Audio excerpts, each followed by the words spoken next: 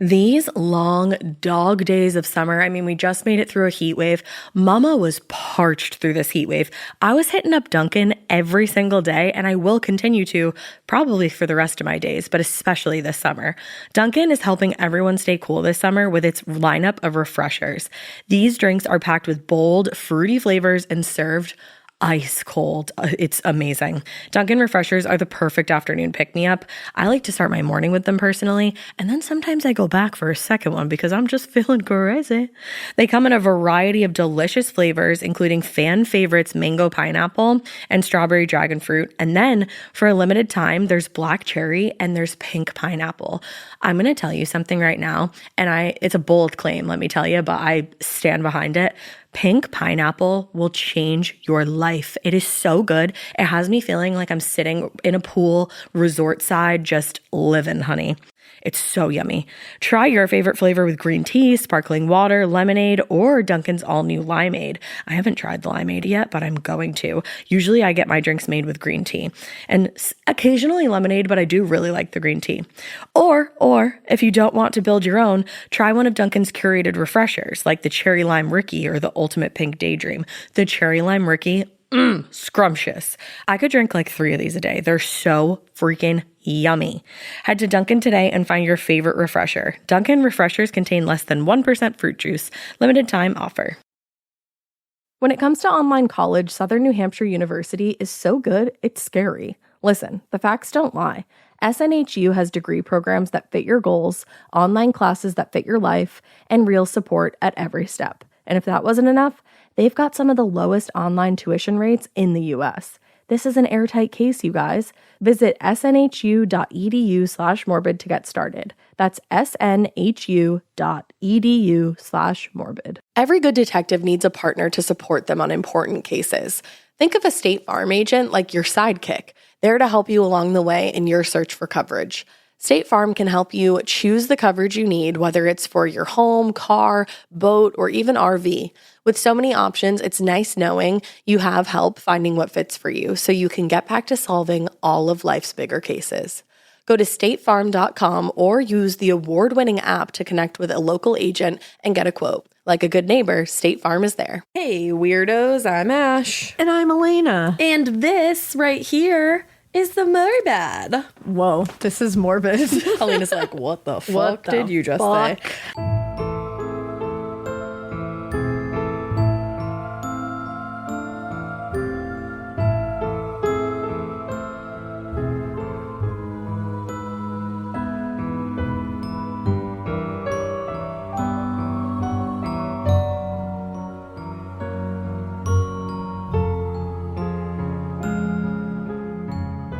I don't really know. It's like the afternoon. It's late in the afternoon. And as you know, me and Alaina, we're early risers these days. Early birdies. I mean, we've pretty much been early risers for a while now, but yeah. But so I'm getting geriatric, and around like 3-4 in the afternoon, I'm just like, I don't know my name. Yeah. Oh yeah. I'm not. We usually, like we've told you before, we record in the mornings usually, and that's when we're at our like peak, most sprightly. Oh, sprightly. I want to say, and now it gets weird. It gets weirder, which I guess is good because it can get weird in a fun way. But we don't really know how to talk at this time of day. So it can get weird in a weird way. Yeah. You know? But here we are. And speaking of weird in a good way. It's you. Let's talk about you. You're weird in a good way. Weirdos. We went to the P.O. box and my goodness. Are you guys even real? My goodness, guys. Like, I'm wearing 2 new things of jewelry that are like the most beautiful, thoughtful things. Yeah, you guys just like, and you write such nice things and say like, you know, keep being yourselves and all that. And you're like, it's just like really, I'm telling you, every time we read something like that or anything like that, it just like sets our day off, right? It really does. We've been like bouncing through the day. Yeah, it just like feels good. Yeah. So just like know that everything that you've said and sent and done and all that stuff has like really made every day awesome. So like you're making a difference. It's so appreciated that there needs to be a new word for appreciated, quite honestly. Truly. Because like I get like overwhelmed with the sense of happiness. Yeah, like truly. In a good way, like not overwhelmed. Like, oh, I'm so overwhelmed. No, like it's overwhelmed in the best way. Like right now I'm wearing skeleton hand earrings. Yeah. That were sent to us, and I'm wearing a witchy woman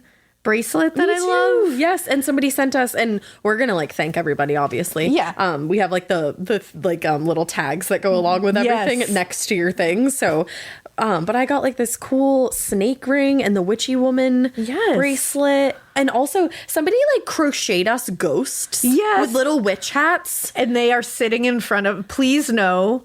And again, we like put everything with all the things so we know, but like right off the top of my head, I can't.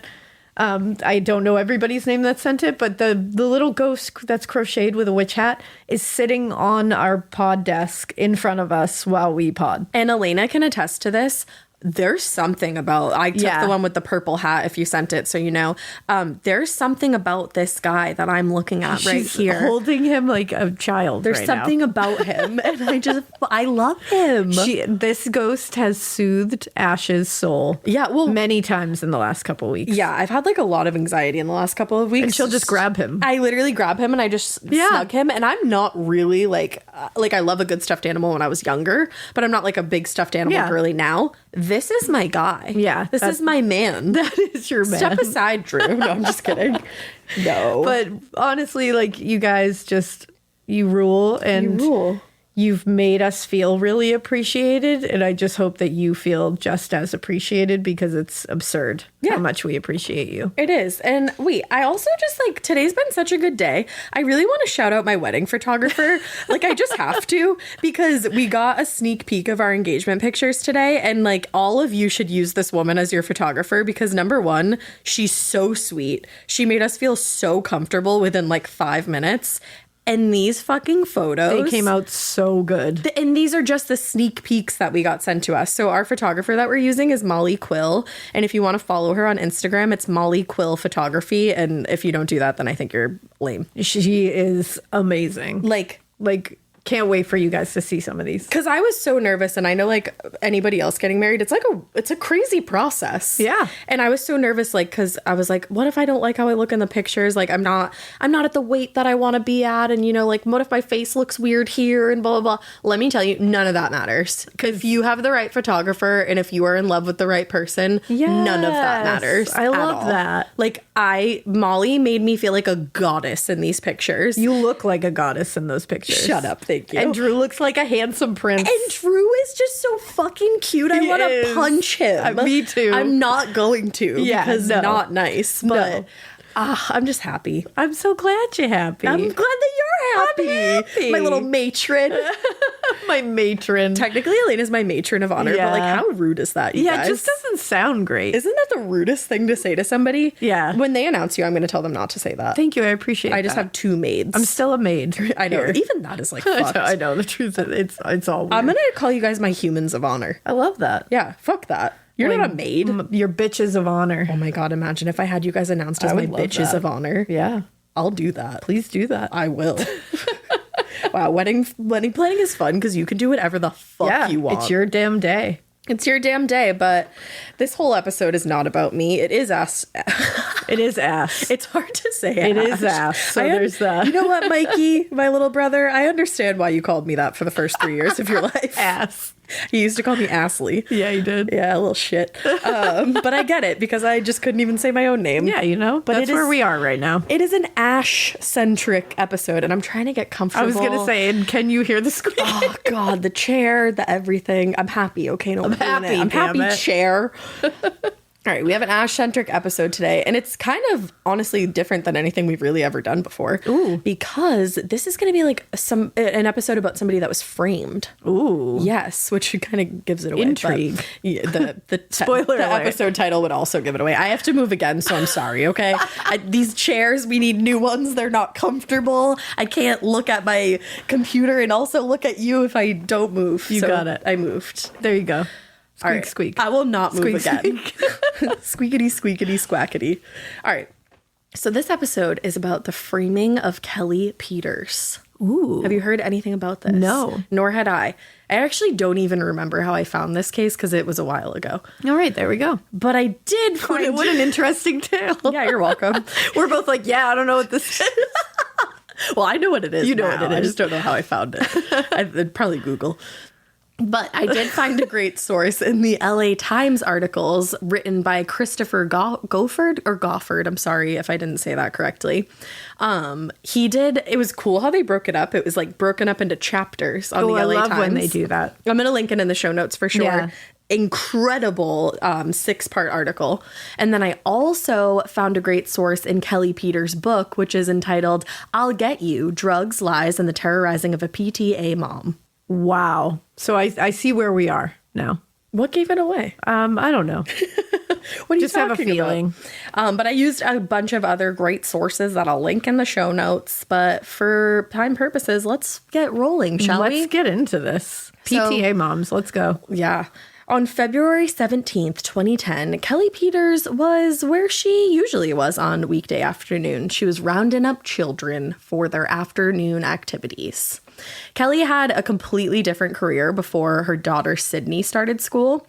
Sydney started school, she had been on the finance end of things and worked in the mortgage industry. It was like a good job, but it wasn't really Kelli's calling. So when she and her husband Bill decided to move to Irvine, they got an apartment and decided that in order for Kelli to become more of a part of her daughter's school experience, she was going to quit her finance job and dedicate her time to volunteering at Sydney's school. Okay. Really great. Yeah. Bill would continue running the restaurant that he owned, and on the side, Kelli would operate her small business only for the groovy. What? She painted tie-dye jeans because she was basically, she's kind of like a hippie, which is fucking rad. Right. Or like was a hippie at one point in time. So she had a side business called Only for the Groovy. Only for the groovy. Yeah, so if you're not I groovy, feel like you should start a business like that. I would love to. Yeah. I don't know what time I will do that with. Only but for the groovy. You do weird things in the time that doesn't exist. Exactly. So maybe I will. You can do it. Thank you. What a little I believe in you. pep talk. You know, I'm here to believe in you. Yeah. So they decided that they were going to stay in their apartment. She would be able to leave her job, run her side job. But since they were in an apartment, they could have, a little more leeway. Yeah. And they were like, being permanent renters was not ideal, but being more of her daughter's life outweighed the negatives that came along with it. Yeah.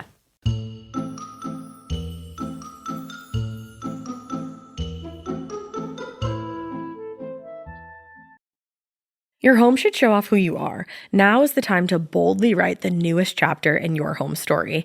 And your main character? It's Ashley.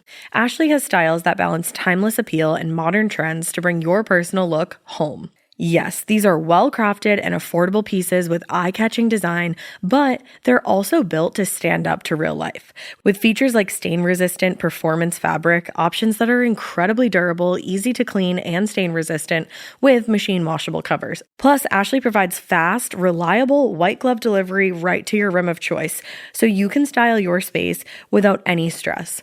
Ashley was nice enough to send us a bunch of new pieces for my pod lab at my house, and when I tell you they deliver it to your room of choice, unfortunately, they did have to deliver to the attic, but they could not have been nicer about it. I got, or was gifted, I should say, the Revion Lake sofa and love seat.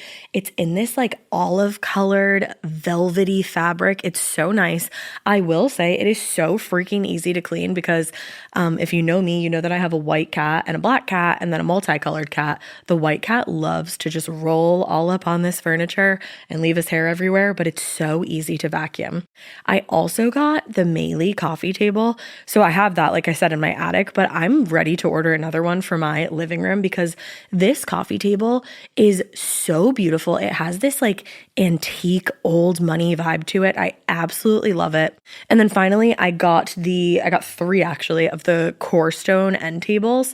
They have little shelves in them so you can dress them up and, kind of like personalize them to your style. I highly, highly recommend all of the pieces that I got. And I just recommend Ashley in general. It was such an easy process to shop with them and the delivery, all of that from start to finish. It was awesome. Visit your local Ashley store or head to ashley.com to find your style. Getting paid twice a month doesn't mean money is scarce. It just feels that way. That feeling makes you do weird stuff, like putting things on a card you didn't need to. Earnin removes that feeling. With Earnin, you can access up to $150 per day of money you've already earned, plus up to $1,000 between paychecks. Standard transfers take 1 to 2 business days with no mandatory fees, and expedited transfers start at $3.99 and cap at $5.99. 5 million people are already on it, and honestly, it's wild it didn't exist sooner. Download Earnin on the App Store or Google Play, spelled like earning money without the G. Type in Morbid under podcast when you sign up. It'll really help the show. Earnin is a financial technology company, not a bank. Access limits are based on your earnings and risk factors. Standard cash outs take 1 to 2 business days with no mandatory fees. Expedited transfers available for a fee. Tips are voluntary and don't affect the service. Available in select states. Terms and restrictions apply. Visit earnin.com for full details.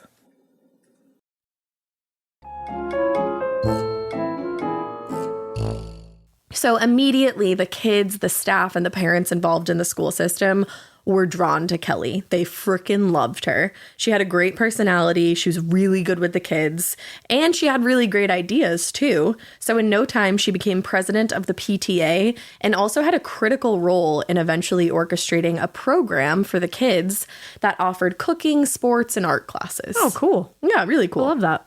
So a few weeks before that specific afternoon that I mentioned in the beginning, Kelley was getting all the kids lined up to go inside after their tennis lesson. It was almost time for the parents to come and pick them up. When Kelley thought that everybody was all rounded up, they headed inside. But shortly after returning inside, she realized that there was one little boy who did not line up. So the tennis coach, who had just worked with the kids, realized that this little boy was still outside and brought him to the front office. When his mother, Jill Easter, arrived to pick him up, she was a little late, so he was still sitting in the office and Kelley was waiting with him. And she could kind of tell that something was up. So she asked her son what happened. So once he filled her in, she was like, well, now I want to talk to Kelley to make sure that I have this whole story 100%. Because, did my kid get left outside? Yeah, I'd be pissed. Very angry. So Kelley was like, yes. He had been slow to line up, and this was really rare for this to happen, but unfortunately it had, and she apologized profusely for this. She assured Jill Easter that the tennis coach had brought the boy right inside once he saw him, and he had only been left outside for a short time, a matter of minutes. Still, that's a little boy, and he was left outside, and that is not okay. And a million things can happen in a matter of minutes. Oh, yeah, absolutely. And we know that to be true, of course. Yeah. So Kelley later remembered, again, apologizing profusely to Jill and her son, too, and thought that the conversation was over and everything had been smoothed over, but she thought wrong. Uh-oh. Jill Easter had started walking away, but a thought entered her mind, and she had one more thing to talk to Kelley about. What was the deal with the tennis coach who brought her son to the front office? She said, had he been inappropriate with my son at all? What? And Kelley was like, no, absolutely not. She was like, I know this coach personally. We've worked together for years. He would never be inappropriate with a child. So Jill was like, okay. And she walked away again. But this time she didn't really seem as assured. Okay. And Kelley was a little more concerned because the whole time that Jill was talking to her, she had this same smile plastered on her face, even though she seemed like she was irritated. Oh, that's a little scary. It is a little scary. It was unnerving to Kelley, but she had kids and a job to get back to, so she was like, all right. And that was probably why she was a little less patient the third time Jill Easter approached her. This time, not with her child, and this time she wanted to speak outside away from the children. So her and Kelley made their way outside, and she started pushing the point about the tennis teacher more. She was like, are you sure that nothing inappropriate happened? And Kelley was like, I'm absolutely positive. And she was like, well, then why was my son crying and why was his face dirty? And Kelley later said that the boy had not been crying at all in her care and that his face wasn't all that dirty. It was just 6-year-old boy messy. There wasn't mud on his face or anything like that. But Jill saw it differently. To her, it looked like her child's face had been forced down into the mud. That's what she claimed. This is stressing me out a lot. It's stressful. Don't worry. Nothing happened to this little boy. Because I'm just like, ugh. Yeah. Should have started out with that. Nothing happened to this little boy. He did get left outside for a couple minutes after everybody got lined up, and that's not okay. Which I'm going to be honest, I would be furious and my kid would be out of that situation. Absolutely. But I wouldn't do anything further. No. That would just be it. No, that would be it. Yeah. That the trust has been broken. You can't handle it. So I'm going to leave. Exactly. Exactly. Because that's what you should do when something happens like that, when no one was hurt, nothing big occurred. If nothing happened to this child, you know what I mean? Mm-hmm. If you feel like you want to remove him from the situation, that's fine. You go about your day. Yeah, exactly. Let the thing continue. Exactly. Other people can make their decisions. Exactly. And that's where you and Jill Easter are a little different. Oh, I see. So she was like, I think that it looks like he was forced down in the mud. Like his face is covered in dirt. And Kelley was like, it's not at all. Like, no, we wouldn't have left him covered in dirt even if he had tripped in dirt. Yeah. Like, no. But Jill would not stop pressing the issue. And it was getting weird. And Kelley had enough. She was like, I'm not going to continue to entertain that something happened with your son and the tennis coach. Absolutely not. It did not happen. So she said to Jill one more time that nothing inappropriate had happened and that she was done with this conversation. It would not continue. So Jill did not change her irritated smile, but she turned to walk away. And before she did, she said, how do you sleep at night with the way that you treat people? And then as she was walking away, she yelled to Kelley, I'll get you for this. Ooh. Yep. So Kelley was understandably really freaked out by the latter part of her interaction with Jill and really upset about the whole thing, specifically the accusations that Jill had made against not only her, but the tennis coach. Yeah. She was really shaken up by this. And it's like, that's such a like an actual supervillain thing to say. I'll get you for this. It's like the Wicked Witch of the West. I'll get you for this, my pretty. Yeah, and your little dog too. And your little dog too. She was like, I am shook. Yeah, I'd be nervous. So she spoke to her coworkers about it. She talked to some of the staff at school and they were like, listen, you can't let that happen again, but don't worry about your interaction with her too much. Like things like this happen from time to time with parents. It usually blows over pretty quickly. Yeah. And Kelley was like, okay, but she was still not so sure. Something about this whole interaction made her think that this wasn't going to be a cut and dry situation. Yeah, I wouldn't. When somebody says, I'll get you for this, that's usually not the end of the conversation. No. So Jill Easter, much like she had promised, wasted absolutely no time starting a campaign against Kelley. Yeah, see, this is where I don't understand people like this. No. If something happened, by all means, absolutely. I would burn the entire world down if something happened to my child. Like, that would be the end of all of them. Oh, yeah, I would start more than a campaign. But if something did, of course, that I would be pissed. Yeah. I don't care how long it was. If you leave my 6-year-old outside absolutely. And you're in charge of them, they're never going to be in your charge again. Mm-hmm. That's just the way it is. I get that.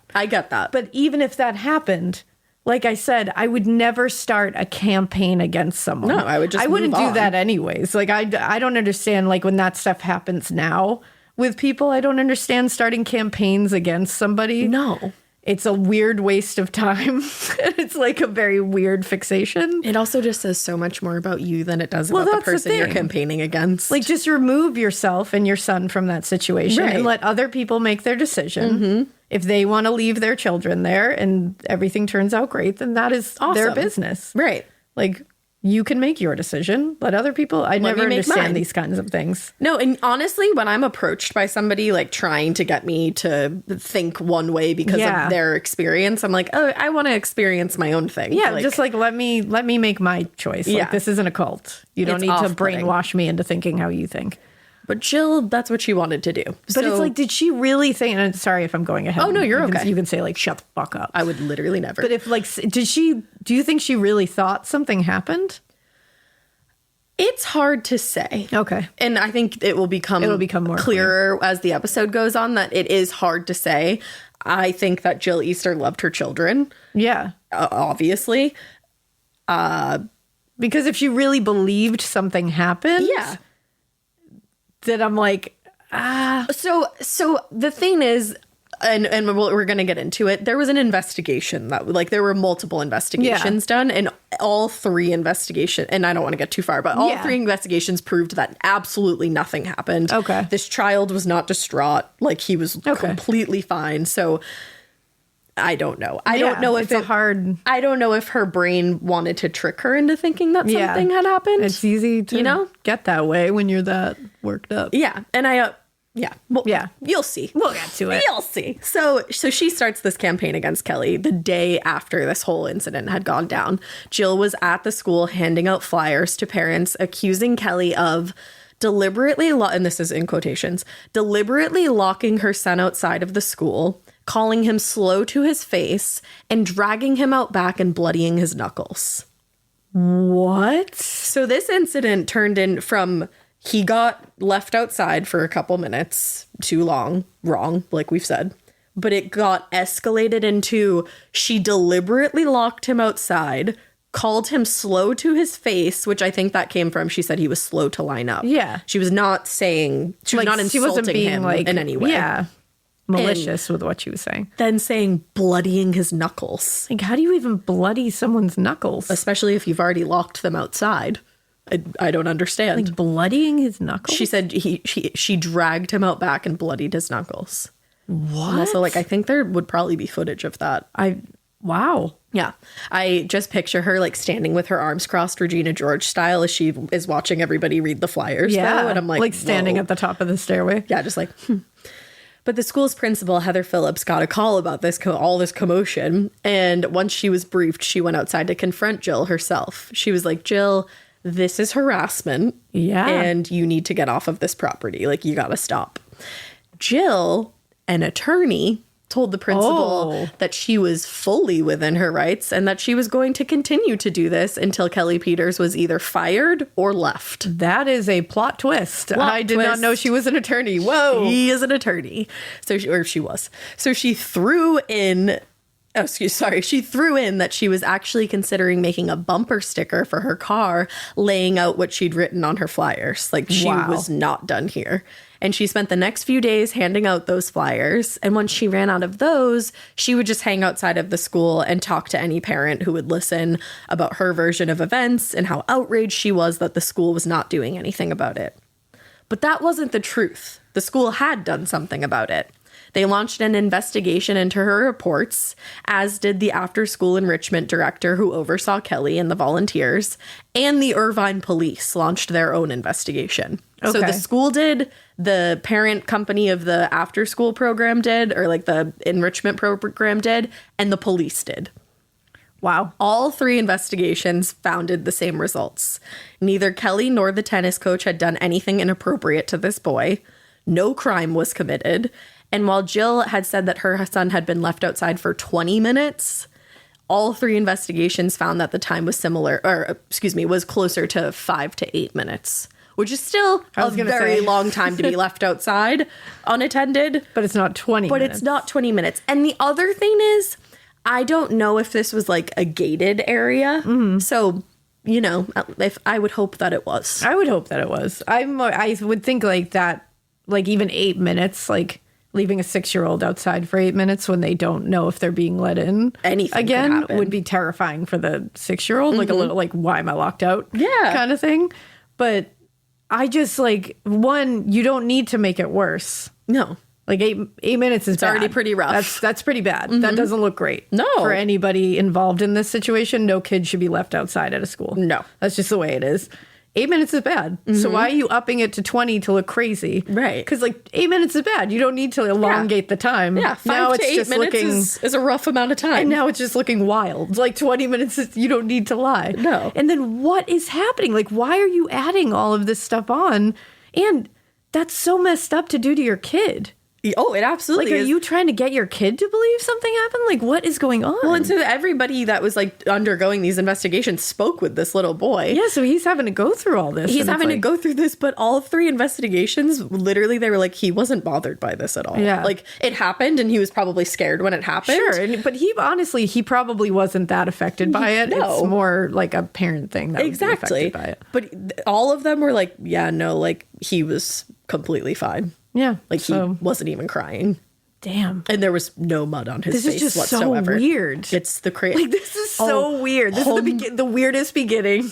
We are only going to get stranger. I'm just like, what? So Kelley, she made a mistake. And she was very distraught over this entire thing. Yeah. So she actually went to the school and offered to resign. She was like, I fucked up. I feel like I should resign.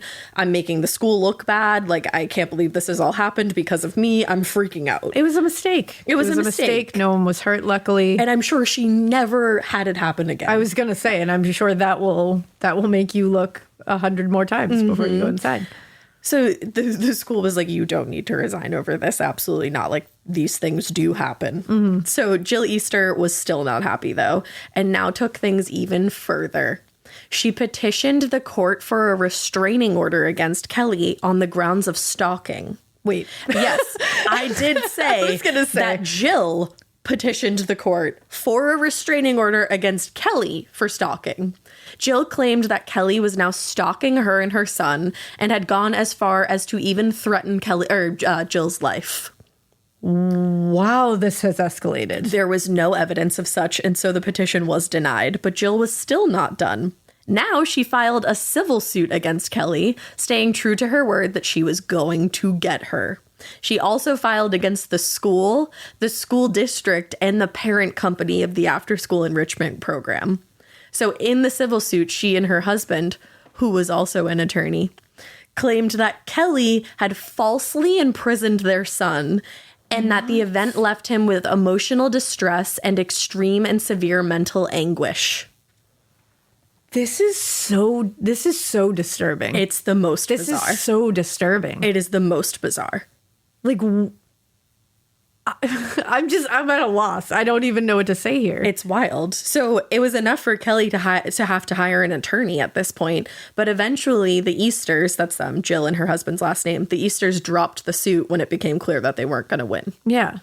So now let's go back to February 17th, 2010. The day started off like any other day. Kelley drove her PT Cruiser to the school. She got ready to spend the afternoon keeping the kids busy with their activities. These days, she was sure to double and triple count each head as they got ready to line up. And the day was going on like normal, but then things shifted quite dramatically.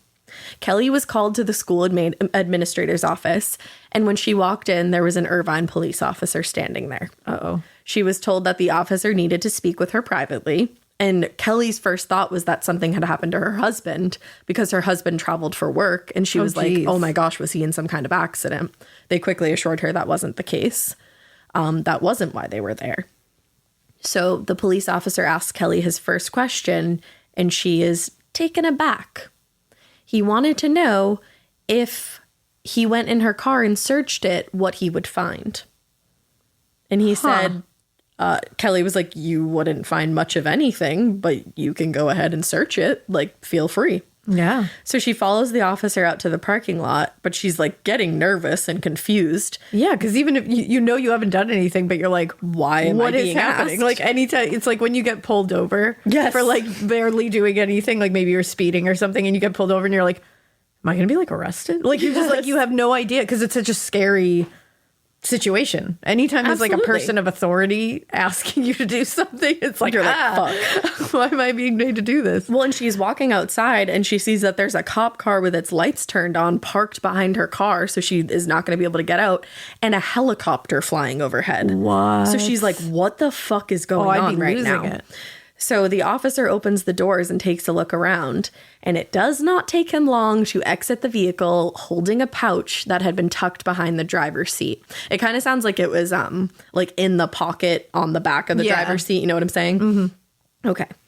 Inside the pouch that he took out was one ceramic pipe, like kind of like what you would like smoke drugs out of, 17 grams of pot, 11 Percocet pills, and 29 Vicodin pills. Oh. I'm gonna give you that roundup one more time. A ceramic pipe, 17 grams of pot, 11 Percocet pills, and 29 Vicodin pills.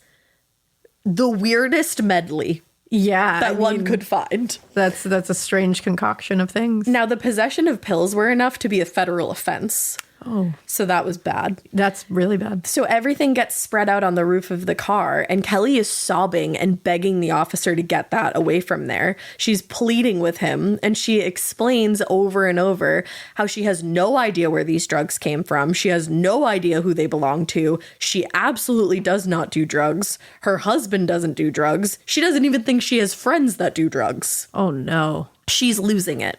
Oh, I feel so much anxiety for her right now. When you're trying desperately to say you didn't do something and you know you didn't do it. Yeah.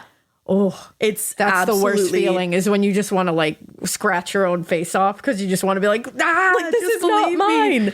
And then the other thing is, so they're taking all of this into evidence, and she's freaking out, and she's getting taken inside to do a bunch of field sobriety tests. Oh my God.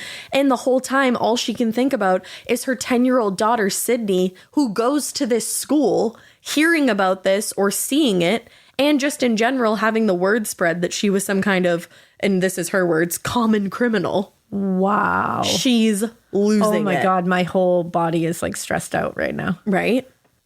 So like I said, she's taken inside for all of these like field sobriety tests. And the reason she's taken inside for these, as well as further questioning, was because the Irvine police had received a call not long ago that came in from a concerned parent of a child at the school. This parent was a man who identified himself as Vijay Chandrashkar. I'm sorry if I said that wrong. And said that he had actually seen the PT Cruiser driving erratically in the school's parking lot. He saw drugs in the vehicle and was able to identify the woman driving as Kelli Peters, the president of the school's PTA. Oh boy. He even provided the police with her license plate number. And he said he had seen all of this. That's a lot to see. Confusing how he would have seen drugs tucked into the back of the driver's seat, but like, okay. Totally. Mm-hmm. So Kelli passes all the sobriety tests, and she was told, and then she's told what time the call had come into the school reporting her. And she was like, yeah, I had been in the school for already 30 minutes when you got that call. So that doesn't really make any sense. And this person said, like, I'm watching her drive, like, erratically. I see drugs in the car. Like, I see all of this. What? Multiple staff members at the school were able to confirm that she absolutely had been in the building at this point. So they had to go and search her apartment. They're like, we have to search your apartment. Yeah, you can't just you can't take someone's word like, no, those aren't mine. It's like, oh, okay, I'm sorry, ma'am. Oldest excuse in the book. Yeah. So she allowed them to, and they ask, obviously, like, if they can have permission. And she's like, yeah, like, I have nothing to hide. Or at least I think I don't. Yeah, now she's probably like, Jesus, like, yeah, I thought there was nothing in there, and now I'm sending them into my home. That's the thing. She did say, though, that she did leave her car unlocked from time to time. Like, she was like, I just didn't really think about it, especially when we're in the school. Like, everybody lock your cars. Well, lock not everything. Just because people will plant drugs in them, but because they'll hide in your backseat and kill you. Lock your cars. So, luckily, there was nothing incriminating found in the search of Kelly's apartment. Not a single drug or any kind of paraphernalia. So the cops are like, she's got all the makings of a drug dealer in her back seat, but nothing at home. Yeah. And at home, there was these specific pill pouches that were found, like, with all the drugs in them. They were, like, bagged up separately. And she didn't have those baggies in her house. She had different baggies. So they were like, yeah, that's weird. None that of doesn't this check. checks. So Kelli also informs the officer, she's like, neither me and my husband's are drug users. Like, you're not going to find anything in here. I don't know who would have put that parcel in my car. And then she said, oh, wait a second. She did know one person who might be capable of setting her up. Maybe someone who said, I'll get you. She said, I have one enemy, a parent at the school named Jill Easter.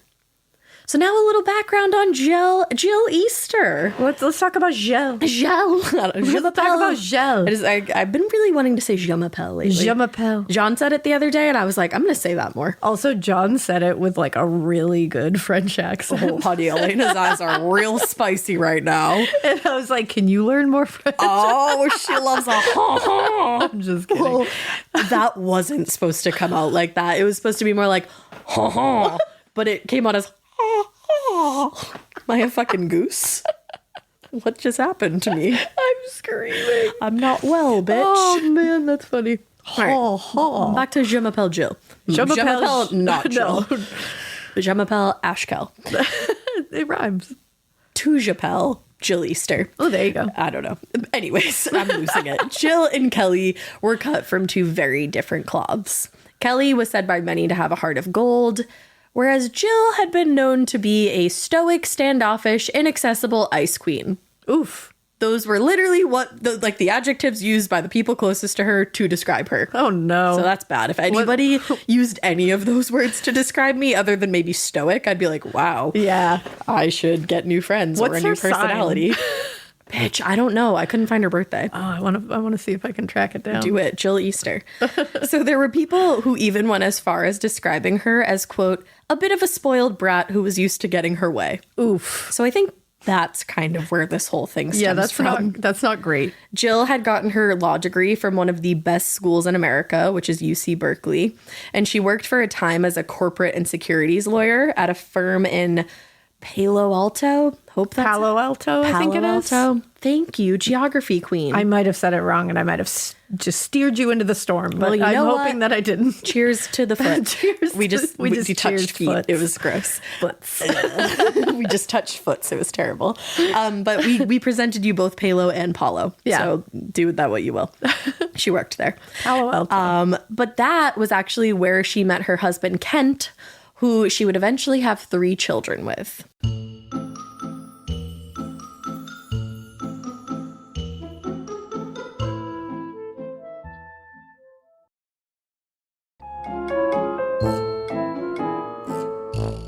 Now, once she became a mom, Jill put an end to her law career and tried her new hand at becoming a stay-at-home mom. Jill and Kent were like incredibly well-off people. They had a beautiful home. They lived in a very bougie neighborhood. They were killing it. And also, Kent was a partner at a very successful and powerful law firm in Orange County. So they were doing the damn thing. Yeah. They were a bit of a power couple. Kelley came up and lived a more blue-collar lifestyle. She was born in 1961 in Reno, Nevada. I don't know if you're supposed to say Nevada or Nevada. I think it's Nevada. Okay. To people from Nevada. Okay, cool. I felt grew wrong up saying that. Nevada. I did too. But I've been told many times it's Nevada. So Nevada. Nevada's honestly more fun to say, so. Well, Nevada just feels right to me, but Yeah. I don't live there. So I Dialect. can't say. I don't know. Just like you can't say Worcester because that's not how you say it. No. Well, Kelley was from Nevada, and her father was an insurance salesman who also played drums part-time in a band, which is pretty fucking rad. Wow, okay. Kelley's mom actually would take her to her father's shows. So, I love that. She'd just like take her on tour. And so Kelley grew up loving music, and she also loved art and animals. She rode horses, and she learned to take care of them from her mom, who was a part-time horse trainer. Aw. So Kelley was like really always taking care of everybody around her, animals and people. She learned how to take care of kids by helping out with her 3 younger brothers. And then she and Bill met when she was about 25 years old and working on Newport Beach. They'd always had like a really loving relationship. So many people described their marriage as a The Sherwin-Williams summer sale is here. Get 30% off select paints and stains or 35% off their newest product, Emerald Symmetry, July 17th through the 27th. Whether you're looking to refresh your interior or your exterior, they've got the colors to bring your vision to life. And with delivery, getting everything to your door is easier than ever. Shop online or visit your neighborhood Sherwin-Williams store. Retail sales only. Some exclusions apply. See store for details. Delivery available on qualifying orders. Chilling crime cases are mysterious, but finding coverage shouldn't be. With the State Farm Personal Price Plan, you have options and can personalize your plan to help create an affordable price so you can get back to cracking all of life's bigger cases. Talk to a State Farm agent today to learn how you can choose to bundle and save with the Personal Price Plan. Like a good neighbor, State Farm is there. Head to statefarm.com to get a quote. Prices are based on rating plans that vary by state. Coverage options are selected by the customer. Availability, amount of discounts and savings, and eligibility vary by state. Retail romance. Oh, I love that. And they were married in 96. And by 2000, Sydney was born. And as we know, just like Jill, Kelley also wanted to be a stay-at-home mom and left her career for it. But that was like literally the only thing the two of them shared in common. Awesome. So a few of Kelley's friends had warned her about Jill. She would stop at nothing to get her way. And in the weeks and months leading up to the drug bust of her car, Kelley would learn that to be true. Whenever they ran into each other at school, Jill would just stare menacingly at Kelley. She would mutter insults under her breath at Kelley. Sometimes if she wasn't up for like too much of an interaction, she'd actually just flip the bird at Kelley. Just like at school. Wow. I wish that you had watched Big Little Lies because it is giving that. Ooh. With, I know like the gist of. Yeah. So that kind of makes sense, actually. You that watch tracks. the first episode of Big Little Lies, and like immediately I'm set in this story. You're just in here. And you're right. You can't really find her birthday. No, you can't. So it's hard. I don't know what her sign is. I'm not going to speculate because it's only going to get crazier and I would offend anybody whose sign offend that all was. the signs. I'm also always offending people with their signs. I'm sorry. I'm a fucking Gemini, so offend me too. Like I'm made for it, man. Yeah, exactly. And also like I'm always offending people just by like being a opening my Capricorn. mouth. So it happens. just Capricorn vibes. Yes. Maybe Jill was a Capricorn. She might have been. She might have been. She's like a yeah. So You're like, there I go. There I go. Shut up, Ash. So Kelley explained these run-ins that she had with Jill to the officers in her apartment, and she also told them about some more recent harassment that she'd received. She couldn't prove that it was from Jill, but she obviously had a feeling. She started getting these emails to her personal email account and to her PTA one that she had through the school from all kinds of different senders. It was basically like bots attacking her for the people growing up in the nowadays. Can you imagine spending this much time on anything? No. Literally anything? No. And if I was going to spend this much time on anything, it would be something to like add value to my life and not terrorize another human being. So these people are emailing her saying, you better hope that I never run into you in a dark alley. What? Kelley's like, well, I don't really hang out in dark alleys. So Also, are you just like an animated character from like a, 60s television show? yes. Twirling your mustache? Yeah, like who says twirling the that? ends. Exactly. They would also send things like, you're lucky it wasn't my child you hurt because I would handle this myself. I mean, girl, here's the thing. Like, if she actually, she didn't. Like, the investigation has proven she didn't. Her background. Multiple investigations. And to me, it seems like she's got a pretty good, like, solid history and background behind her to kind of, especially along with the investigation, say that this was just a mishap. A very big mistake that was remedied. No one was hurt. Right. And that's it. Exactly. And it's like, God, like, my goodness, like, she didn't hurt anybody. Like, you would think that she had, like, broken this child's arm in the middle of a Wendy's. Because that's the thing. It's like, there doesn't seem to be any hurt that happened here. I understand rage in that moment, being like, are you fucking kidding me? Yeah, My kid I was would left lose outside. my shit. But I do not understand the level of rage that this reaches. No, because it's a very easy, if that's what happened, then you say, okay, we're done at this school. I hope you know that, like, you fucked up and he will not be coming back. Exactly. Like, Thank we'll you. be figuring something else out. Exactly. And then that's you move where on. it ends. You move on. Exactly. Yeah. But no, Jill had to win this. Yeah. I think that's what it was. Yeah. So all of these weird emails are seemingly from fake accounts, but it doesn't end there. Kelley was telling the officers this. She was like, I took my dog to the park one day, and I had this super weird interaction with a woman who was really interested in dog sitting for me. This woman gave Kelley her card and insisted that if she need anything at all to give her a call. But the weird thing was, this woman hadn't approached any other person in this dog park at all, and all of these people have dogs. So it's like, if you're looking for new customers, why are you only interested in me? Yeah. And Kelley said that the conversation felt like it was rehearsed beforehand. She was like, something about this was super weird. That's creepy. In the days following, Kelley would realize that this woman was following her. What? And there had been another instance where she noticed an older man in a white car following her too. I don't know how she figured this out. She was able to figure out that the woman was a private investigator hired by the Easters, and she was hired to befriend Kelley and get any incriminating evidence on her that she could. And the man who was following her was another private investigator hired by the Easters, and he was hired to gather evidence to show that Kelley was having an affair with the tennis coach. What the fuck? She was not. I Like, understand why that's, private like, investigators are necessary in certain circumstances. But in stuff like this, things like this, what are you it's like, doing? that's terrifying. Yeah. Like, that's really scary. That's crazy. So Kelley's getting more and more scared.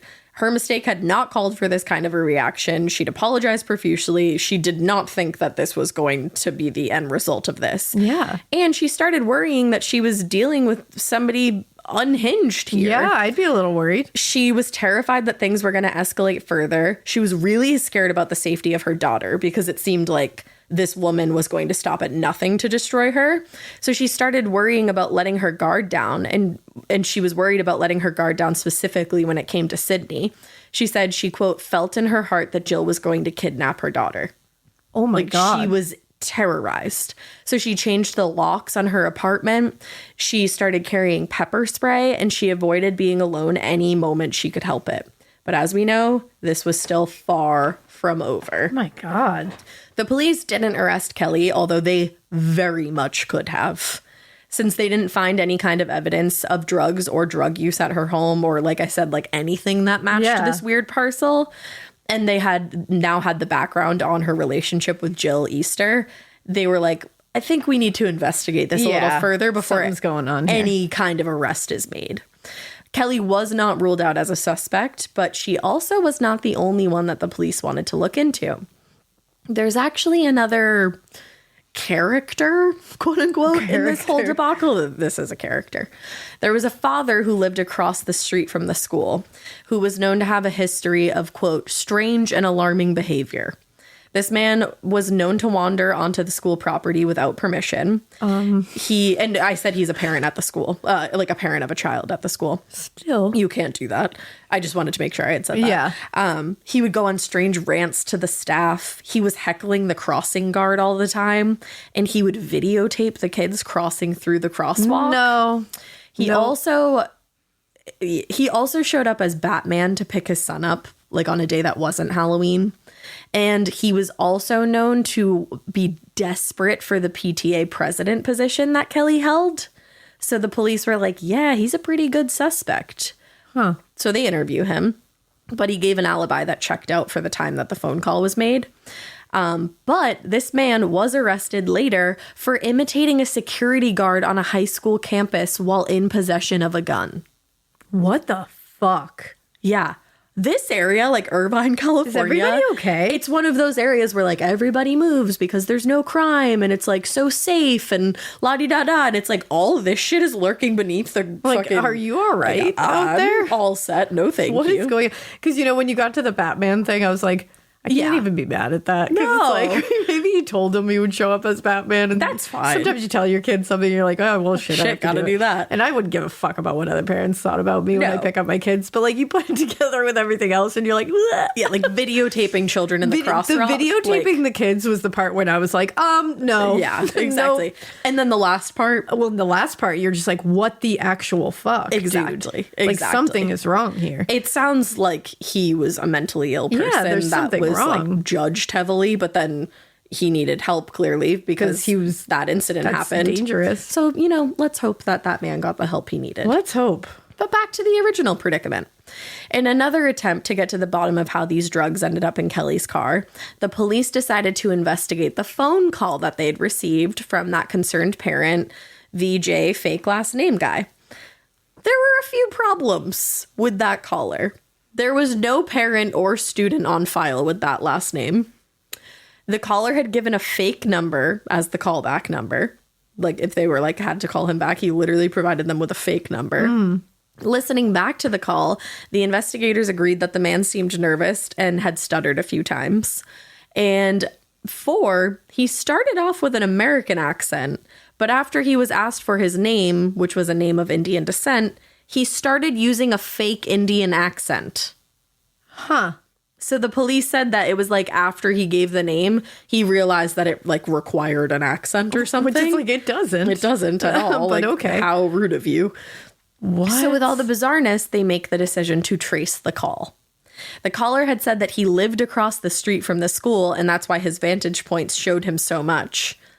But when the call was traced, the location did not come up as being across the street from the school. The call had actually come from a very ritzy hotel in Newport Beach. What? And the caller had used one of the phones in their business offices at this hotel. What? And because of that, the investigators kind of hit a jackpot. Yeah. There were security cameras pointing in the very direction of those offices. Oh, shit. So they were able to get the footage from the day that the call was made.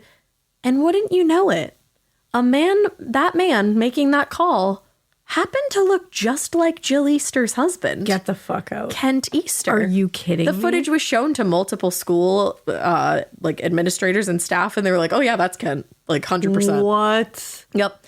It also just so happened that his personal law office was feet away from this hotel where the call was made. What So later is wrong with these people? Later in their investigation, the police would find that on the night the drugs were planted in Kelly's car, Jill and Kent had sent 15 texts back and forth between the hours of 2:37 a.m. and 4:21 a.m. Wow. And after a few more weeks of investigating and gathering more evidence to point toward the Easters' involvement, the police were actually able to get permission to serve search warrants for Jill and Kent's home and Kent's office. So the warrants were served on March 4th, 2011 separately. Kent was actually parking his car in the parking garage and getting ready to head into his office when he was served. The officers asked him a couple questions, and then he said that he wanted to get a lawyer before speaking any more to them. That's because he's married to a lawyer. He knows. Oh, yeah. Well, and he is a lawyer. I forgot he is a lawyer. They're both lawyers. Yeah, I forgot. So he's like, yeah, I know how this works. Yeah, so he had answered like a couple questions because they started off simple. They wanted to know if he knew Kelly. He was like, oh, yep, me and Jill had a problem with her, but we'd squashed our beef. Like, we're all good now. And the cops were like, yeah, so like, if that issue is really solved, like, do you know anything about the drugs that got planted in her car? Oh, and why did your phone ping a tower near her apartment on the night that the drugs were placed in her car? Oh, no. And that's when he was like, yeah, I'm gonna... He's like, about that. I'm gonna need a lawyer. Yeah. But obviously they could still execute the search warrant. Uh-oh. They found in Kent Easter's car a baggie filled with diet pills in his center console. Okay. All right, cool. The baggie was the same brand that was used to separate the pills found in Kelli Peters' car. Wow. Kelli Peters didn't have those baggies at her house. But Kent does. But Kent has them in his car. Yeah. Yeah. So another set of officers was sent to kill, Jill and Kent's house. That I just made their couple You made name. them a power couple. Whoa. To serve that warrant separately for the home. Before they pulled up into the driveway, though, they sat outside kind of like getting ready. And they noticed that they were being watched. A man was watching them, and he was on his cell phone, and he just looked like super sus to them. So as they took that in, out of the corner of their eye, they see the Easter's front door fly open, and Jill, dressed in a negligee, pops her head out. Stop it. As soon as she sees the officer, she slams the door shut. And it seemed to the officers that this man watching them had probably tipped Jill off. Oh my gosh. This guy gets back into his truck and he pulls away, and the officers are like, who the fuck is this guy? So they pull him over. They like made some kind of excuse to pull him over. They found out that his name was Glenn. I'm not going to say his last name just because like, you'll see why. His name's Glenn. He's a firefighter in the area. And he's been having an affair with Jill Easter for the past 2.5 years. Oh. In fact, he was the very reason why Jill Easter was late to pick up her son on the very day that he was left outside. Oh my God. Yup. Also, I forgot that she was even late to pick up her son that day. Yeah, it's like, so do we all make like mistakes, Jill? Fuck. Yeah. This poor child. I know. Like, I feel really bad. Like, he's just like in the middle of all of this. I do too. I know. I hope he's all right. And he's getting left outside. He got picked up late. Yeah. Like, that's a rough day. It's shitty. It really is. That's the thing. People don't realize, I think, like their own big kid problems fuck their kids up. Like, there's kids involved here. Yeah, you got to think of them. So they asked this guy, they're like, okay, wow, you just like really spilled the beans. They're like, would you be wearing to wear a wire and talk to Jill about what was going on between her and Kelli Peters? And he was like, oh, I don't even really know anything about that. And he was like, I don't know if I should wear a wire. Like, I don't know if that's the right thing to do. But after a couple of weeks, he decided, why the hell not? He's like, you know what? Sounds fun. Let's go. Exactly. So I think they met at like a park or something where her child, like another one of her children was. She's just like watching her kids with her side piece. With her paramour. Yes. So the conversation, Paramore has a really good new song that just came out. I forget what it's called, but Drew told me about it and then he played it for me. It's really good. I love Hayley Williams. Me too. She's so cool. Yeah. Ginger energy. Hell yeah. Well, the conversation between Jill and her paramour was really not that useful to the police. He was just asking why the police had started asking him questions, and Jill just got mad at him for questioning her and, quote unquote, abandoning her in her time of need.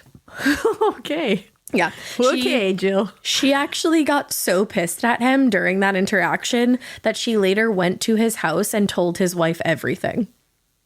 Oh, damn. She showed her, the wife, all I didn't of know the that texts. he was married too. He's married too. Oh, yep. shite. She showed his wife all of the texts that they had shared throughout the 2.5 years they'd been together and photos they'd taken together. Oh, no. So although this wire thing didn't help the investigation much, it did let one woman get away from a douche canoe cheating butt face. I was going to say, there is some kind of silver lining there. There's always a silver lining. But, oh. Yeah. What a way to find out, too. I know. I feel really bad for that woman. 2.5 years.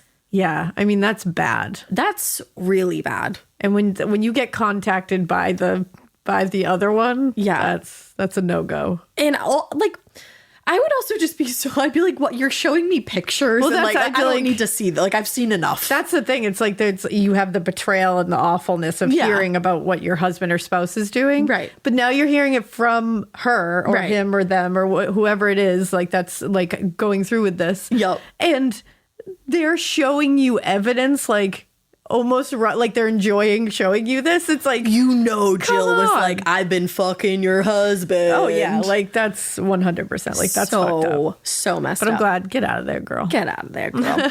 So as the investigation went on, Kelley was officially cleared of any wrongdoing. And the police were able to get warrants for the Easter's DNA. And that's actually why Kelley was cleared of any wrongdoing. Because they did find that Kent's DNA was found on the ceramic pipe, the vicodin, and the percocet. So all 3 little whammies there. Wow. And Jill's DNA was found on the pipe and the vicodin, but for some reason not the percocet. So that combined with the proxicity, I was going to say, that combined with the proximity of Kent's phone to Kelley's apartment that night and the fingerprints and everything like that, it made the police pretty confident that they had a strong case here, but they still needed more if they wanted to bring this case in front of a jury and get both of the Easters convicted of a crime. And it was going to prove to be pretty difficult to do so because the Easters had the means to hire a really good defense attorney. The other thing working in their favor was just the simple fact that they were married. Because they had spousal privilege, it was going to be really difficult for the police to get information off their cell phones, which was something that the police really wanted to do to help this case. Now, if you're like me and you just thought that spousal privilege just meant that the married couple couldn't testify against each other, have no fear. I did head over to lawcornell.edu, and according to them, quote, spousal privilege shields communications made in confidence during a valid marriage. The purpose of the privilege is to provide the assurance that all private statements made between spouses will be free from public exposure. In order to invoke a spousal commitments privilege, the party must establish that A, at the time of the communication, the spouses were in a valid marriage. B, the communications were intended to convey information between spouses and neither spouse has been disclosed the communication to a third party. And C, the communications were intended to be confidential. Okay. So I didn't realize. I didn't know that. Your conversations and your communications are even as long under as spousal you privilege. did not share them with anyone else. With a third party. They have to be secrets. Because secrets are no fun. Secrets hurt someone. Kelley. Yeah. So...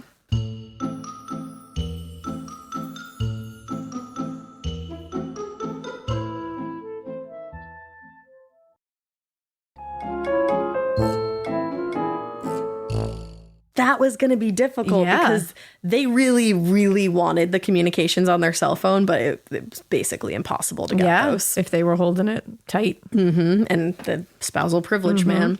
So the police, having done the best they could, which really was a bang-up job, like they brought the case to the Orange County District Attorney Special Prosecutions Unit. Whoa. So many mouthed words. So many things in that title. But one of the attorneys there, Christopher Duff, looked over the case and he was really impressed with everything that the police had done.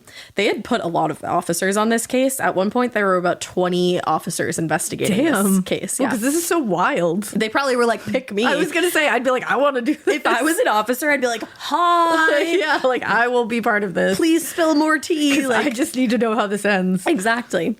So he also felt incredibly bad for Kelley, and he, which is something we haven't talked about, he realized how differently this case could have gone if Jill and Kent were able to get her arrested. Yeah, absolutely. And he said he also could have seen this case going very differently if Kelli Peters was not a white woman. Yep. Like 100%. Had they done this to a person of color, that person would absolutely be in jail right now. Prison, it would be open no and questions shut. asked. Open and shut. Like, I don't even think their apartment would have been searched to prove that they weren't doing anything wrong. That would have been cut and dry. Like, that was it. And how 9 times out of 10, that would be the case. How fucked is that? Yeah. Like, not cool. So that pissed him off. And he was like, you know, it's terrible that they chose to do this to anybody, but if they had chosen a different person, they could have absolutely destroyed somebody's life even more than they destroyed Kelli Peters' life. In an irrevocable way. Like, it would have been, and that's the thing. It's like, okay, let's be honest. I feel like when we were all like really first starting our periods,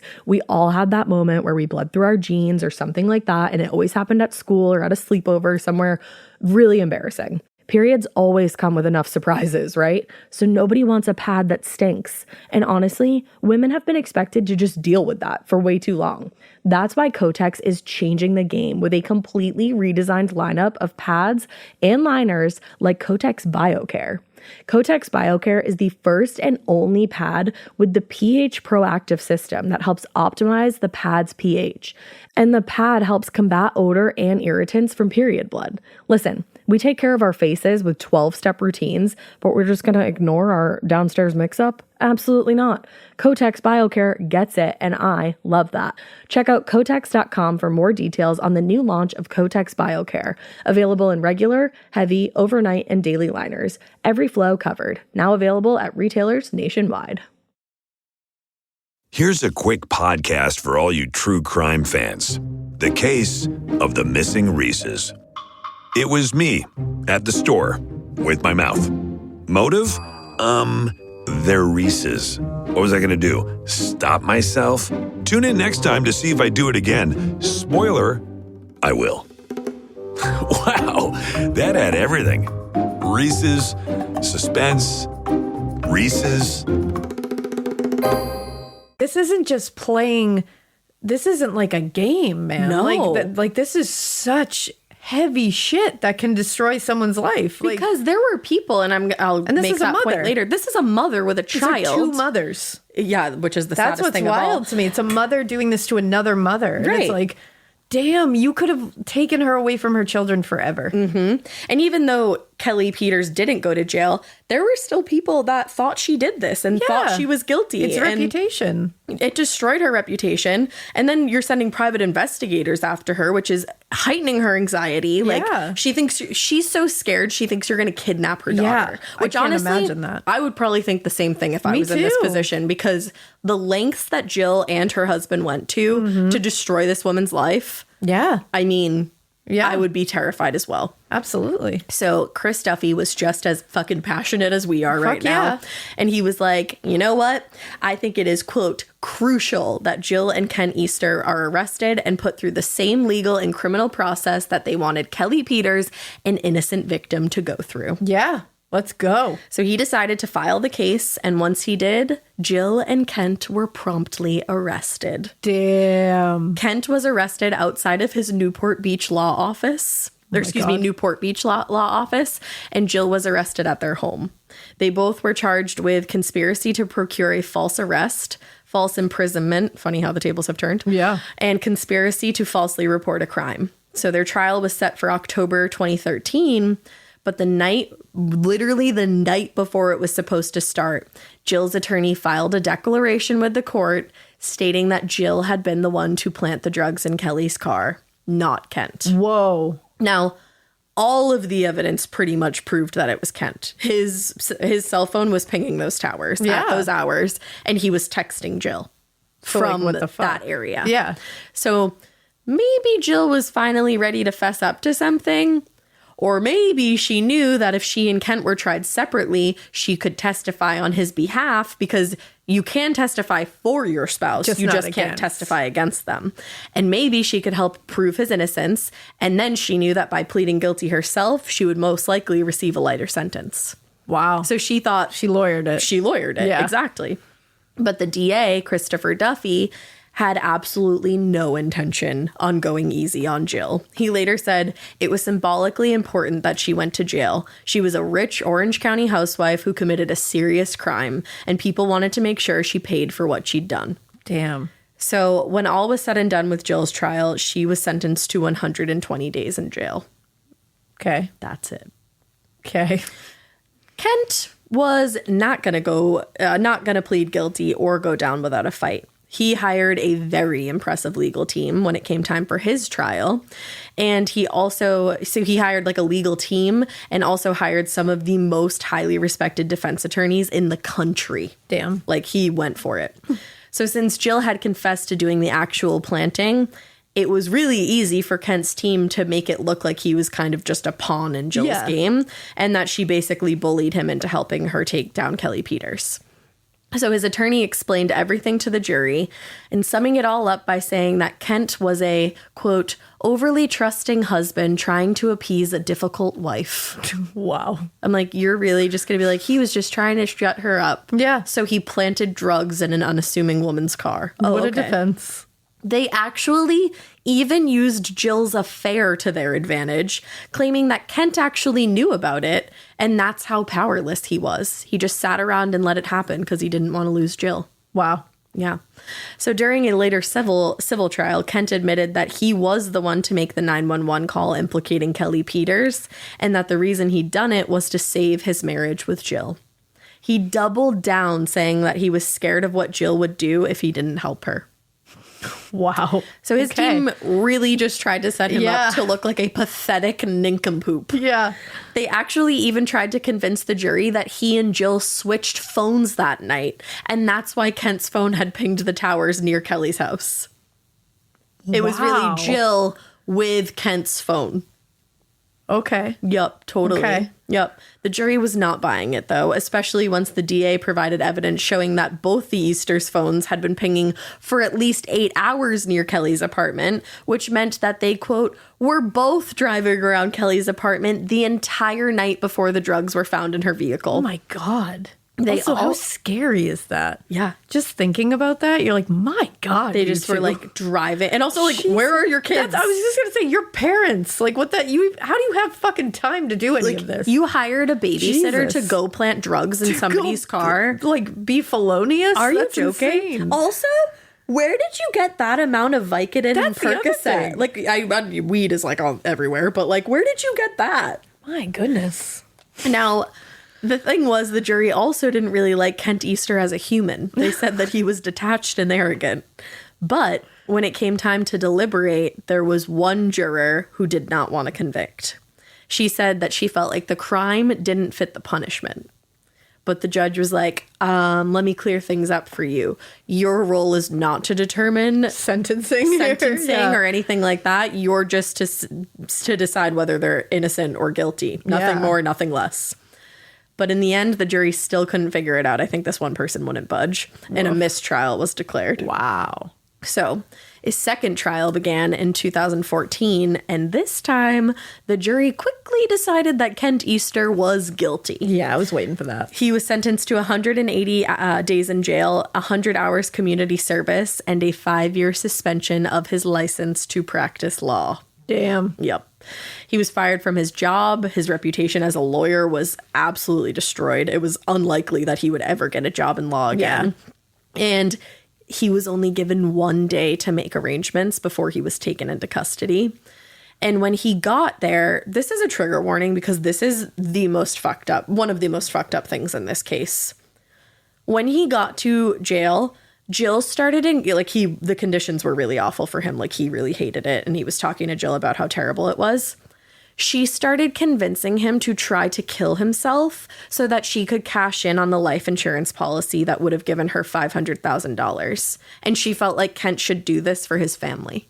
Are you kidding me? No. Holy shit. Yeah, like that's a real thing. Wow. Like that's who we're dealing with here. Wow. Thankfully, Kent did not do as she asked, and they were divorced very soon after. Yeah. But Kent still obviously wasn't happy about the income. Or, excuse me, Kelley wasn't happy about the outcome, not the income. The income, That was the a real outcome. big mistake. Somebody there. wasn't. Kelley wasn't happy about the outcome. After all of this, she'd never received an apology. And she had gone through years of stress, anxiety, panic, all of the above. And although few, there were still people, like I mentioned, who didn't believe that the drugs had been planted. They thought she really had done this. Wow. And even though Jill pleaded guilty, she was going around town claiming that she actually had nothing to do with it and that she just had no choice but to plead guilty. So not only is Kelley suffering, her daughter actually suffered similar effects to her mother between anxiety and stress and everything like that. She was scared. And so was Kelley's husband, Bill.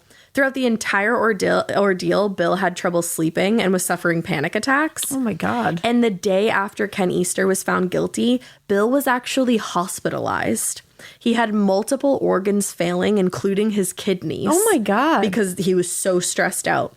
Luckily, he was able to be treated and he started therapy, but he actually had to go out on disability to deal with everything. Oh, that's awful. So with everything Kelley and her family had gone through, coupled with the fact that the Easters never even gave a motive as to why they wanted to destroy this woman's life. Seriously. Kelley felt like she was entitled to compensation. Yeah. And she felt like she was entitled for compensation for false imprisonment and infliction of emotional distress.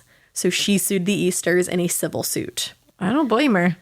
So Kelley's attorney knew that it was going to be difficult to win this case. Kelley most certainly had gone through a lot, but at the same time, she hadn't lost her job with the school. She was still the president of the PTA, and she had not been physically injured.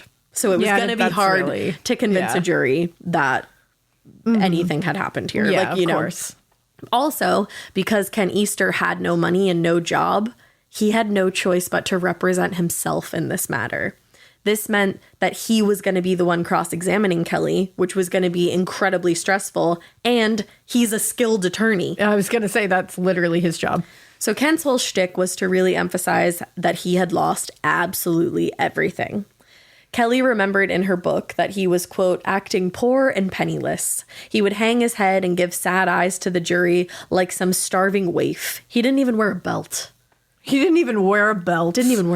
What the fuck? I think he also wore like the same purple sweater in the courtroom a lot. It was really a choice. But he, in his defense of himself, made it seem like Kelley was overreacting here. He said he and Jill had already faced their punishments. He actually even called Jill to testify for him. They were divorced at this point, but she still did so. Wow. She made a motherfucking spectacle of herself. She insisted that the court address her by all of her names, which included Jill Easter, as we know, but also Ava Bjork, which was a pen name that she used to self-publish a mystery novel about getting away with the perfect crime. I gotta go. Yep. I really gotta go. She also had Ava Easter that she went by, and Ava Everhart. And she made them address her by all of these. All of those names, which was confusing to the jury. They were like, where are we? Yeah. She also came in tow with an American Sign Language interpreter, claiming that she was now deaf. No explanation, just like from the stress of it all, she'd gone deaf. Okay. How insulting to people who actually are deaf or hard of hearing. Like, how fucking dare you? Wow. So she announced to the entire courtroom also that she had gone to a better law school than any person in this room, and also that she'd grown up on a Native American reservation in Minnesota. Okay. Didn't have literally anything to do with the questioning, and it didn't make her appear sympathetic to the jury. If anything, she just came off like her husband did, as arrogant and rude. Yeah. So and just very confusing. And just like, what the hell is going on? Just what is happening right now. So this jury deliberated for less than an hour, and when they returned with their verdict, it was announced to the courtroom that the Easters were certainly liable for false imprisonment and infliction of emotional distress. I think Kent calling Jill to testify him was the straw that broke the camel's back. Selling that for sure. Yes. So this meant that Kelley and her family were going to be awarded $5.7 million. Damn. And don't you worry, I got the breakdown right here for you. $365,000 in damages to Kelley for false imprisonment, $800,000 in damages to Kelley for emotional distress, $365,000 in damages to Bill for false imprisonment of his wife, $600,000 to Sydney for emotional distress, $1.5 million in damages to Kelli Peters from Kent Easter for malice, oppression, and fraud, and $2.1 million in joint punitive damages to Kelley from Kent and Jill. Wow. Unfortunately, very shortly after this, Kent filed for bankruptcy. Yeah. So it's unlikely that Kelly's ever going to see any of the money that she's owed. But it really wasn't the point for her. She really just wanted to prove, according to her lawyer, that, quote, these people thought they were above the law and the jury acted accordingly. Yeah. Now, the Easters seem to still be trying to outsmart the legal system. They moved their assets around and gifted their home to Jill's father, who then sold the home and put the money in some kind of trust for Jill and Kent, which is like incredibly illegal. Wow. They didn't really do themselves any favors trying to be smart, because now Kelly's lawyers are actually going after Jill's father for damages, and it's going to be pretty easy for them to prove that he participated in a fraudulent asset transfer. Oh, no. So that sucks. Yeah. Because it's like he might have not have understood that. I wouldn't have. Yeah, just like stop involving other people in your scams, In your shit, man. right. Jill and Kent are still divorced, and they do share custody of their children. Neither of them has ever really expressed any kind of remorse, and they still say that Kelly blew everything out of proportion and overreacted. You planted drugs in her car. Pot, meat, kettle. Like you, Kelly overreacted? you literally planted drugs in her car. Like, I think you overreacted. Yeah. Kent tries now to help people out with law matters for, like, you know, like a job. And he freelance writes, but he says that both his professional and romantic lives have been ruined. I think they call that like a consequence where I'm from. Yeah. And the romantic life being ruined is because you can Google him now. Yeah. And I guess he had gone on a date and the woman, or was going to, and before they even got to the date, the woman was like, no, I'm not going out with you. She was like, you literally planted drugs in a woman's car. in the PTA president's car. Thank you. Kelly spent a very long time in therapy. She, Bill, and Sydney had to work together to rebuild their lives and their sense of trust. And in 2016, Kelly wrote that book that I mentioned in the beginning. It's co-authored by Riley J. Ford. Kelly also appeared on an episode of Dr. Phil, as well as 2020 Inside Edition and Good Morning America. And I'm pretty sure that Jill was also on the Dr. Phil episode. Yeah, I think so. Kelly wanted to promote the book that she wrote and share her cautionary tale. She says that she hopes people are interested in this story, not because of just how crazy it is, but because of her and the investigators' perseverance. Yeah. Which I don't blame her. They put a lot of work into this. Yeah. She said she still, again, hasn't gotten an answer as to why they wanted to destroy her life. But her therapist shared the following from her book, or for Kelly's book, and tried to shed light on the situation from like a mental health standpoint. Okay. She said, quote, I have not personally evaluated Jill Easter, so I don't have any opinion on her diagnosis. But there has been mention of the psychopathic personality in regard to this case. We are all exposed to the reckless behavior of those who may be psychopaths. They are out there in our everyday life. Kelly was trusting, loving, positive, and she disbelieved in the level of evilness of someone who came to interact with her for just a few minutes, whose evil behavior changed Kelly's life forever.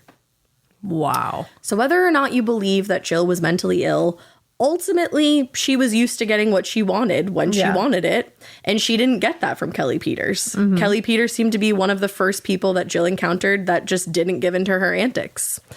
So I guess for Jill and Kent, Kelly's resilience and refusal to give in for them was enough to ruin her life. Wow. And that is the story of framed Kelli Peters, the PTA president. I'm shook. At a loss for words with that.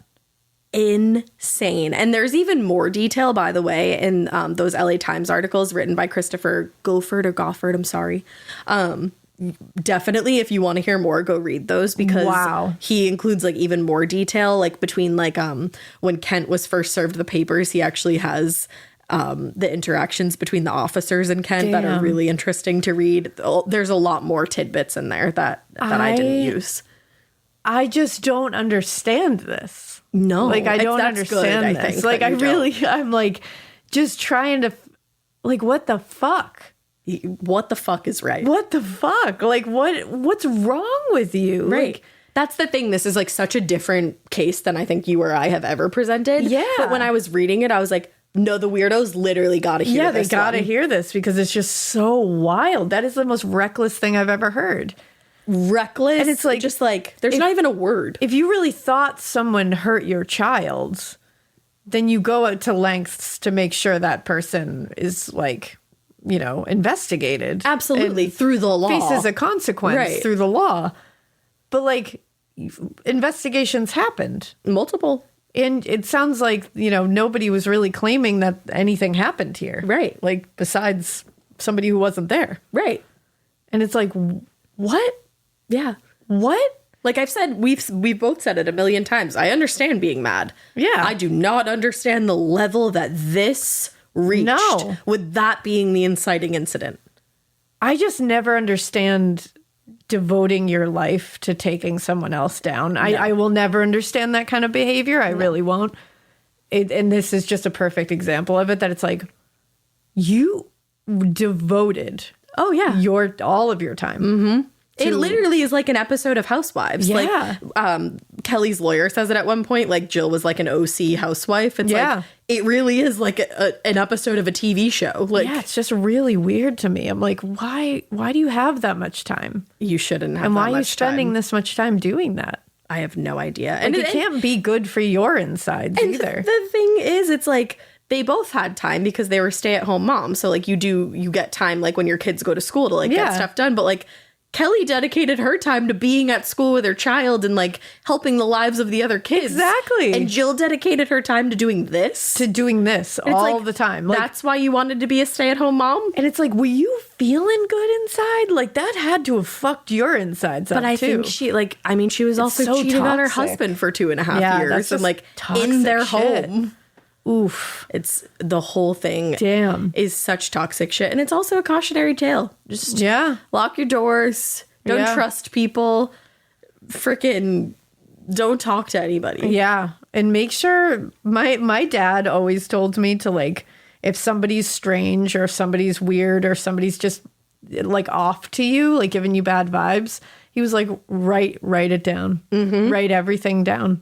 He always says that. He said that. Log that shit. Mm-hmm. Because later, if you need to show it, you can go, well, on this day, this is what happened. He was like, a diary's a diary, do it. It's true. And diaries have been used in court cases for many cases. And in this case, like, I don't know, you know, who knows if it would have helped at all. But it's just one of those things, like, well, maybe you should always log things if you can. It just helps. Yeah, and it helped Kelly that she had talked to people at the school who were willing to vouch for her and say, like, this incident was not at all what it was made to be. Yeah, exactly.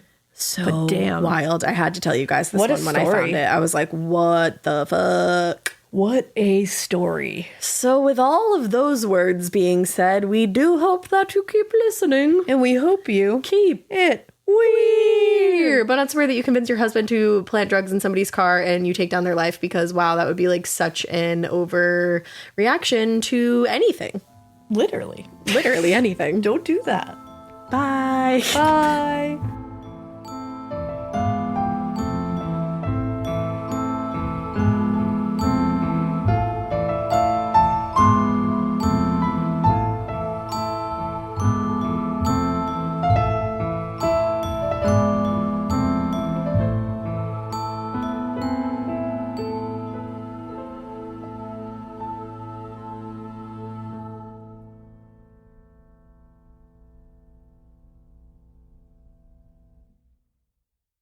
I like things my way, my coffee, my schedule, and my treatment.